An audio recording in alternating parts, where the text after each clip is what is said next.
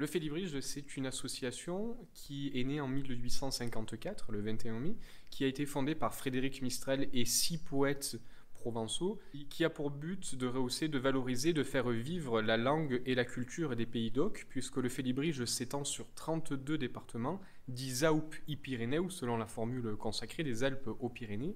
Et donc nous sommes présents sur tout le grand sud, si je peux dire, de la France, de Menton jusqu'à Bordeaux, en passant par Limoges et le sud de Lyon. Et donc le Félibrige existe depuis 167 ans et il compte des membres que l'on appelle des Félibres, et nous sommes actuellement à Mende dans notre congrès festival annuel qui s'appelle la Sainte-Estelle, puisque le 21 mai 1854 c'était le jour de la Sainte-Estelle.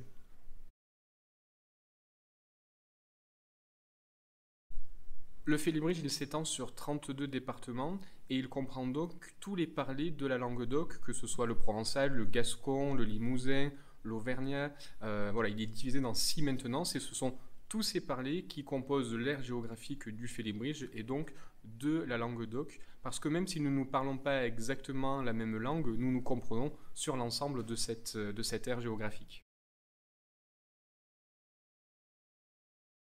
Je crois que la langue doc, évidemment, la pratique et l'enseignement, parce que qui dit pratique en 2021 dit enseignement, est est assez inégal. Si l'on parle de l'éducation, on a une réforme du lycée du côté de l'éducation nationale qui a, on va dire, réellement endommagé l'enseignement des langues régionales et qui les met vraiment à mal. Mais on a de notre côté des associations qui sont présentes sur le terrain, qui sont engagées et qui permettent à ces langues de vivre. Et pour qu'une langue vive, il faut qu'elle soit parlée.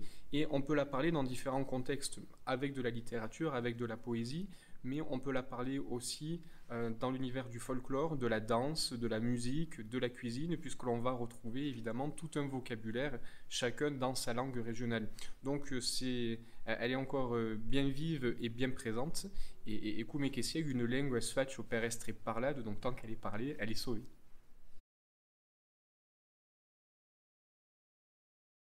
Il est peut-être facile aujourd'hui, au moment du banquet solennel de la coupe qui avait été offerte aux Catalans, aux Félibres, aux Provençaux, pour les remercier d'avoir accueilli le poète catalan Victor Balaguer en 1867, de penser immédiatement à Frédéric Mistral, mais en même temps, Frédéric Mistral est prix Nobel de littérature en 1904 en langue provençale.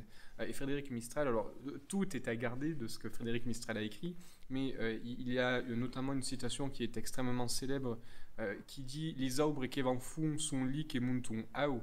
Les arbres aux racines profondes sont ceux qui montent haut.